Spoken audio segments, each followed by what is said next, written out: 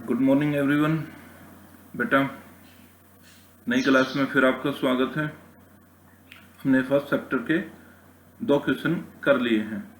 आज हम इसका थर्ड क्वेश्चन स्टार्ट करेंगे। हमारा क्वेश्चन है, शारीरिक पुष्टि को प्रभावित करने वाले कारकों का विस्तृत वर्णन कीजिए। यानी हमारे शरीर जो शारीरिक पुष्टि है वो हमारे शरीर पे कारकों का क्या क्या प्रभाव डालती है वो है। नंबर 1 है नियमित व्यायाम। शारीरिक पुष्टि एवं सुयोग्यता को प्रभावित करने वाले सबसे महत्वपूर्ण कारक व्यायाम है। यदि हम नियमित रूप से व्यायाम कर रहे हैं तो शारीरिक पुष्टि बढ़ जाती है। इसके विपरीत यदि व्यायाम अनियमित रूप से किया जाता है तो निश्चित रूप से कहा जा सकता है कि व्यक्ति की शारीरिक पुष्टि में कमी आ जाती है। यानी यह नियमित रूप से करना चाहिए। अगर नियमित रूप से नहीं करते हैं तो हमारे जो शारीरिक पुष्टि है उसमें कमी आ जाती है। शारीरिक पुष्टि हमने फर्स्ट क्वेश्चन में डिस्कस कर लिया था कि शारीरिक पुष्टि क्या है। दूसरा पॉइंट है प्रशिक्षण की मात्रा।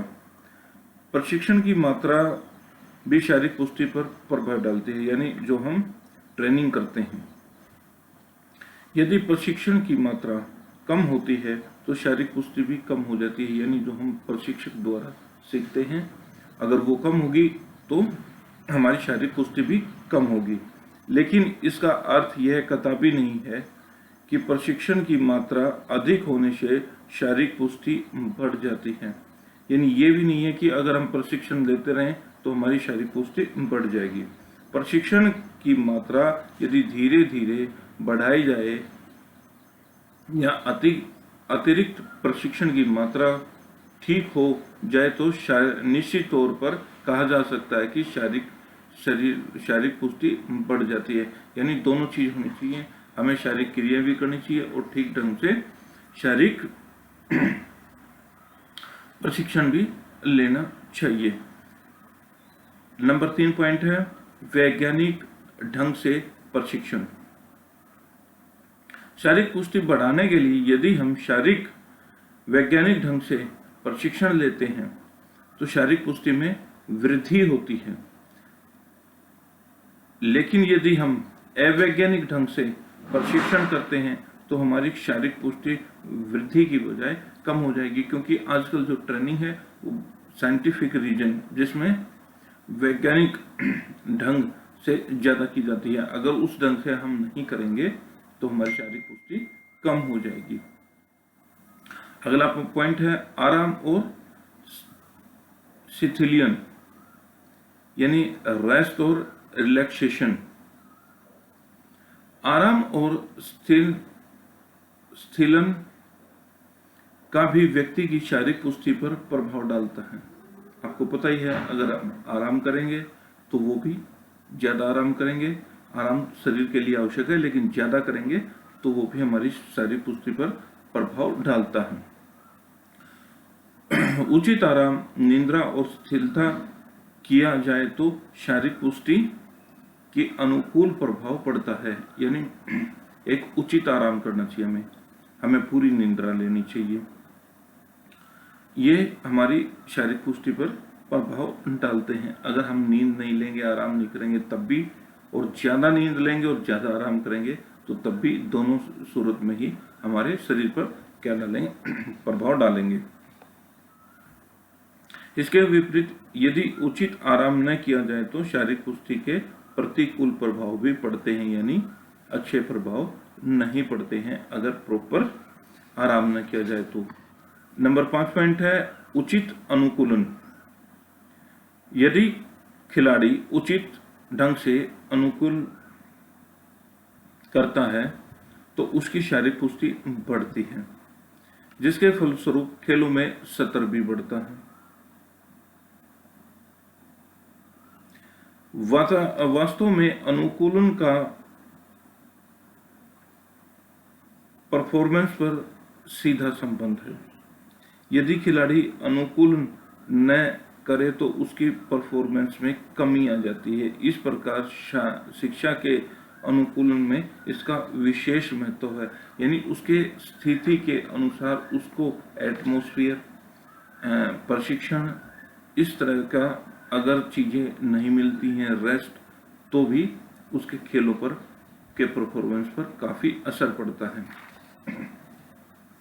और छठा पॉइंट है अच्छा आसन। सभी व्यक्ति अच्छे आसन के बारे में अच्छे आसन वाले व्यक्ति की प्रशंसा करते हैं। आसन का मतलब बेटा योगासन नहीं है, शरीर का हष्ट-पुष्ट होना, उसके सभी जो शरीर के अंग है वो सुचारू रूप से कार्य करना ही एक अच्छा आसन है। क्योंकि जिस व्यक्ति का अच्छा आसन होगा उसका शरीर पुष्ट के कुछ अंग अवश्य पाए जाएंगे। यानी जो शारीरिक पुष्टि है उसमें उसके कुछ अंग पूरे मिलेंगे, यानी उसका शरीर उसके शारीरिक पुष्टि के अनुसार ही होगा। जबकि आसन के ठीक न होने से शारीरिक सुयोग्यता में कमी आ जाती है। यानी अगर उसका शरीर का आसन ठीक नहीं होगा, यानी उसके शरीर का कोई भी अंग या किसी भी तरह का अगर प्रॉब्लम है तो वो ठीक नहीं होगा। इसी कारण खेलों के अनुकूल का विशेष महत्व है। सॉरी, ये 5th पॉइंट में चले गए हम। सुयोग्यता में कमी आ जाती, अतः कहा जा सकता है कि आसन हमारी शारीरिक पुष्टि में अवश्य प्रभावित करता है। अगला पॉइंट है वंशानुक्रम। अनुक्रम भी व्यक्ति की शारीरिक पुष्टि को प्रभावित करता है। इसका मुख्य कारण व्यक्ति की संरचना होती है, यानी उसके शरीर की बनावट होती है, जो कि व्यक्ति के वंश से मिले गुणों पर निर्धारित करती है। यानी उसको वंश जैसे उसके माता पिता, दादा दादी के गुण होंगे उस पर भी उस पर निर्धारित होता है। इसलिए व्यक्ति की शारीरिक संरचना का प्रभाव उसकी शारीरिक पुष्टि पर अवश्य पड़ता है। यानी उनके हष्ट पुष्ट होंगे, निरोग होंगे, तो बच्चे भी क्या होंगे, निरोगी पैदा होंगे। इसके साथ साथ वंश का प्रभाव व्यक्ति की मांसपेशियों पर भी पड़ता है। मांसपेशियां ऊतकों के बनी होती हैं और पेशीय ऊतक दो प्रकार के होते हैं, श्वेत ऊतक और लाल ऊतक। श्वेत ऊतकों में तेज गति का संकुचन होता है और लाल ऊतकों में संकुचन देरी से होता है। तो ये अधिक देर तक कार्य कर सकते हैं, यानी अलग अलग होते हैं श्वेत और लाल। श्वेत वाले जल्दी कार्य करते हैं और लाल देर से कार्य करते हैं।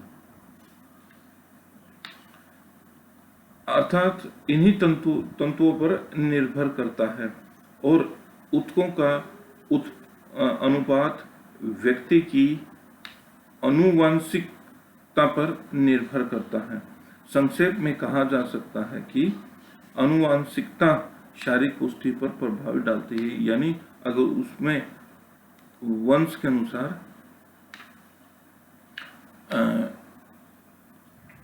गुण नहीं है तो वो शारीरिक पुष्टि पर प्रभावित डालता है। नंबर 8 पॉइंट है वातावरण। वातावरण जिसमें जलवायु, तापमान, समुद्र तल से ऊंचाई, सामाजिक और संस्कृति के तत्वों शामिल होते हैं। यानी वातावरण समझते होंगे कि किस तरह की वहाँ की जलवायु है, कैसा वहाँ का तापमान है, समुद्र तल से कितनी ऊंचाई पर है और वहाँ की संस्कृति क्या क्या है। इन सभी का व्यक्ति के शारीरिक पुष्टि और सुयोग्यता पर प्रभाव पड़ता है। यह बात सामान्य है कि ठंडी जलवायु वाले क्षेत्रों में जो व्यक्ति रहते हैं उनमें शारीरिक पुष्टि गर्म जलवायु वाले व्यक्तियों से अधिक होती है। यानी जो सर्दी में है उनकी जो क्या होता है, शारीरिक पुष्टि अच्छी होती है गर्म जलवायु में रहने वाले बच्चों।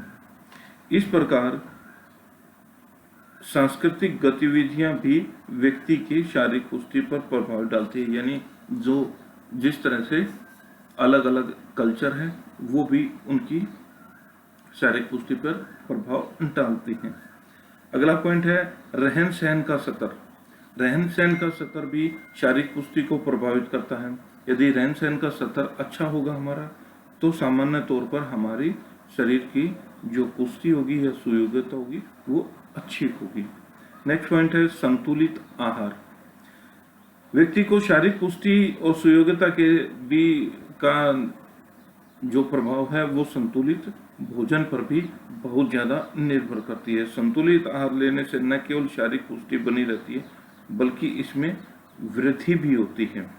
इसके विपरीत यदि संतुलित आहार न लिया जाए तो व्यक्ति की शारीरिक पुष्टि और सुयोग्यता में कमी आ जाती है। तो आपको पता है कि भोजन भी बहुत अधिक प्रभाव डालता है। लास्ट और आखिरी पॉइंट है दबाव और तनाव। किसी व्यक्ति की शारीरिक पुष्टि का दबाव और तनाव भी प्रभाव डालता है। यदि अधिक दबाव और तनाव के फलस्वरूप खिलाड़ी का मनोवैज्ञानिक शक्ति प्राप्त कम हो जाता है, यानी अगर उसके ऊपर कोई तनाव या दबाव होता है तो बेटा उसका जो मनोबल है वो कम हो जाता है। परिणाम स्वरूप शक्ति में कमी आ जाती है। अतः कहा जा सकता है कि दबाव और तनाव के कारण भी व्यक्ति की शारीरिक पुष्टि में कमी आ जाती है। तो ये था हमारा थर्ड क्वेश्चन, शारीरिक पुष्टि को प्रभावित करने वाले विभिन्न कारकों का वर्णन कीजिए। तो बेटा उम्मीद करता हूँ ये समझ आ गया होगा। प्रॉब्लम है तो मुझसे फोन पर डिस्कस कर लेंगे। इसकी पीडीएफ भी भेज रहा हूँ जो आपने फेयर कॉपी में करनी है। तो बेटा मिलते हैं कल नई क्लास में और नए क्वेश्चन के साथ। शारीरिक पुष्टि के विकास में सिद्धांतों का विस्तार पूर्वक वर्णन कीजिए।